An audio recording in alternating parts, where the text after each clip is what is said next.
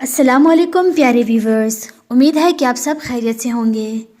میں آپ کو اپنے چینل پر خوش آمدید کہتی ہوں۔ اگر آپ کو میری ویڈیو پسند آئے تو لائک، شیئر اور سبسکرائب کیجیے گا اور بیل بٹن کو لازمی پریس کیجیے گا۔ چلیں تو ویڈیو کو سٹارٹ کرتے ہیں۔ یہ ایک 15 سال کے بچے کی کہانی ہے جس کا نام تھا دائم، جو کہ اپنی فیملی کے ساتھ ہنسی خوشی رہتا تھا۔ دائم بہت ہی امیر گھرانے سے تعلق رکھتا تھا اور اپنے ماں باپ کی اکلوتی اولاد تھا۔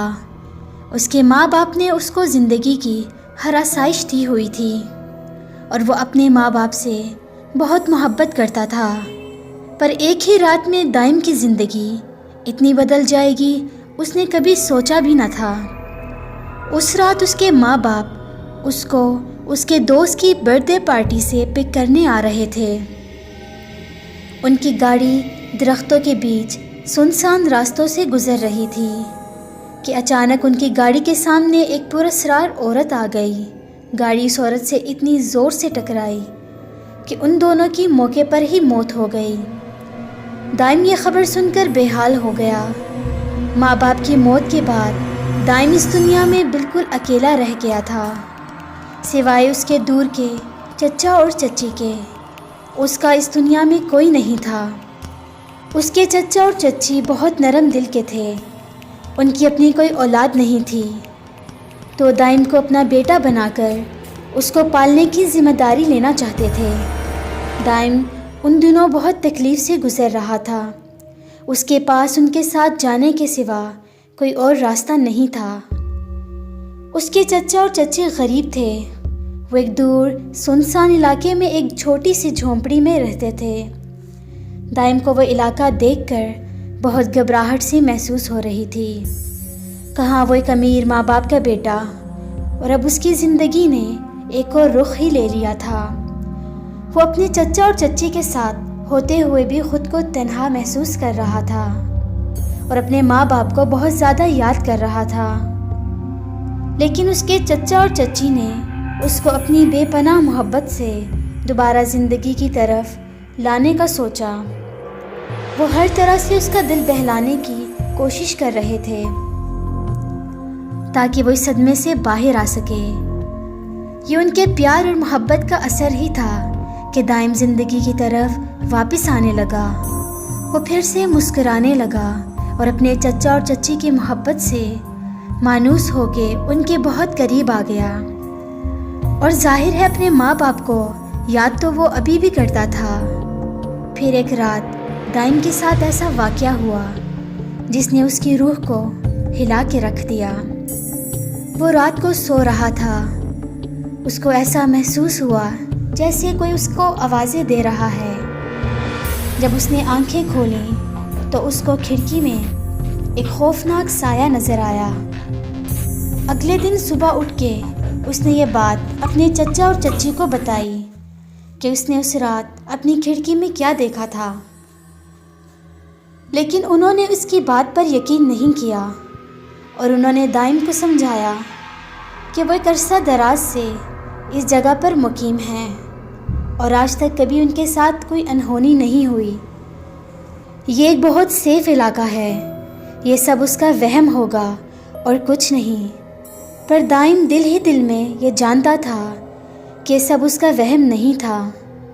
اگلی رات جب دائم اپنے بستر پر لیٹا سونے کی کوشش کر رہا تھا تو رات کی خاموشی میں اس نے اپنے کمرے میں کسی کے چلنے کی آواز سنی۔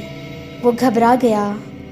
اس کو کچھ نظر نہیں آ رہا تھا کیونکہ کمرے میں بہت زیادہ اندھیرا تھا۔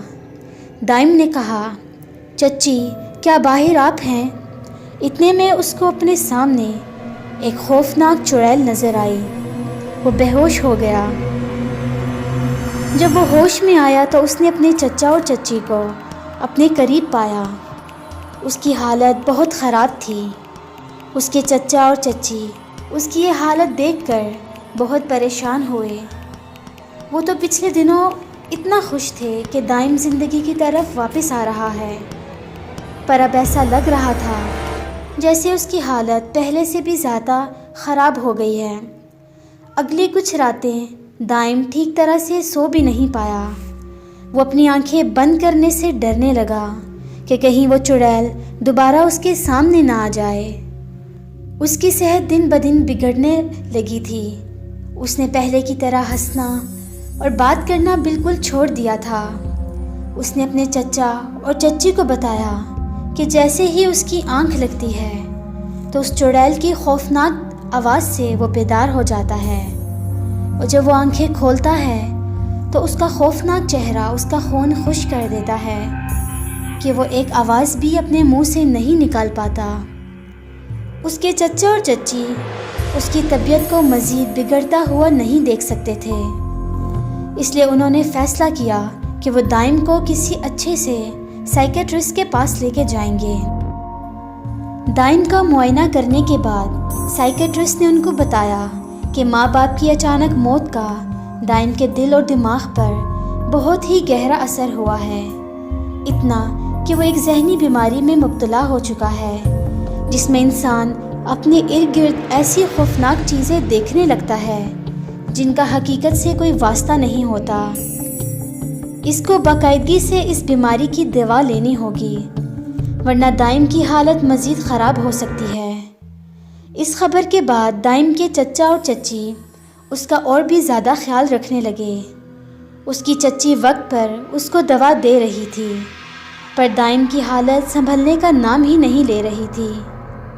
ایک رات اس کے چچا کی طبیعت بہت زیادہ خراب ہو گئی۔ انہوں نے دائم کو نیند سے جگانا مناسب نہیں سمجھا، کیونکہ وہ جانتے تھے کہ ایک بار اگر وہ اٹھ گیا تو دوبارہ سو نہیں پائے گا۔ تو اس کو گھر میں لاک کر کے جلدی سے گاڑی لے کر ہاسپٹل چلے گئے۔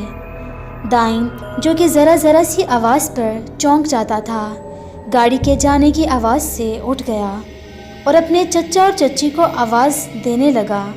دائم کو اچھی طرح سے اندازہ ہو گیا تھا کہ وہ گھر میں بالکل اکیلا ہے۔ اس کو پورا یقین تھا کہ آج کہیں سے بھی وہ پراسرار عورت اندھیرے سے نکل کر اس پر حملہ کر دے گی اور اسے بچانے والا کوئی نہ ہوگا۔ یہ سوچ کر وہ بہت پریشان ہو گیا اور پاگلوں کی طرح اپنی دوائیاں ڈھونڈنے لگا تاکہ اس کی طبیعت سنبھل سکے۔ وہ اپنی چچی کے کمرے میں اپنی دوائیاں ڈھونڈنے گیا اور اپنی دوائیاں ان کے کمرے میں تلاش کرنے لگا۔ اچانک اسے ایک خوفناک ماسک نظر آیا۔ یہ وہی چہرہ تھا جو رات کو اس کو ڈرانے آتا تھا۔ یہ اس کے چچا اور چچی ہی تھے جو اس کو پاگل پن کی طرف لے کے جا رہے تھے۔